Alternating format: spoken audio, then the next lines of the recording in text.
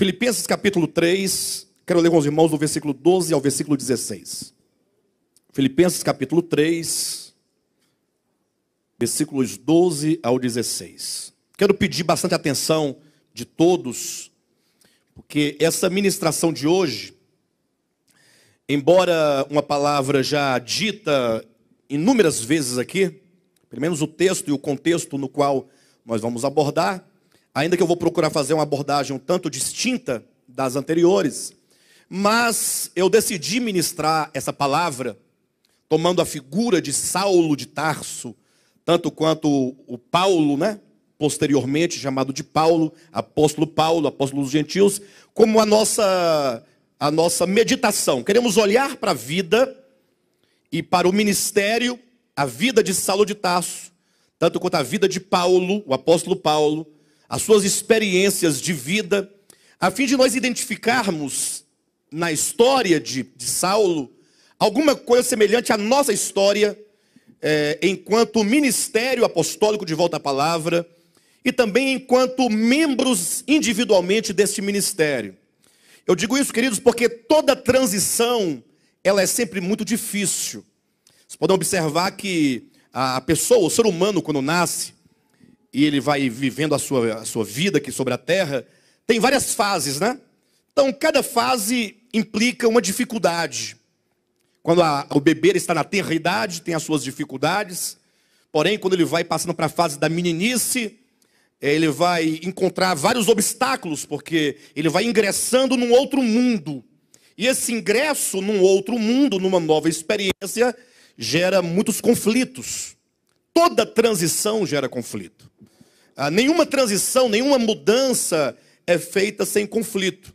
Poderia até usar lá a expressão que está na bandeira nacional, a nossa bandeira do Brasil, como exemplo, que é um tanto contraditória, que diz ordem e progresso.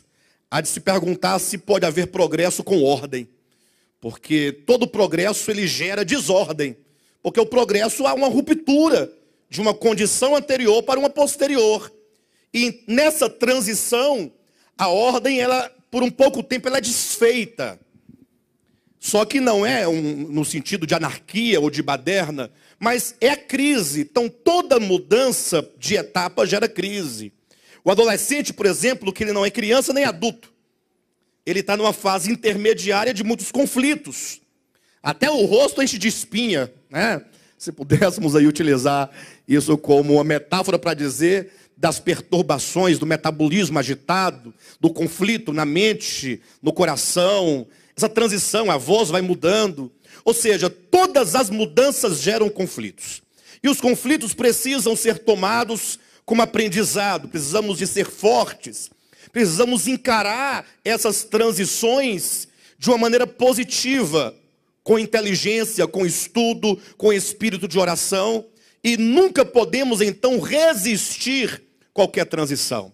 E este ministério, assim como veremos, eu quero ilustrar isso na história de Saulo de Tarso, do posterior apóstolo Paulo. A nossa história, a nossa igreja, o nosso ministério é um ministério vivo, é orgânico.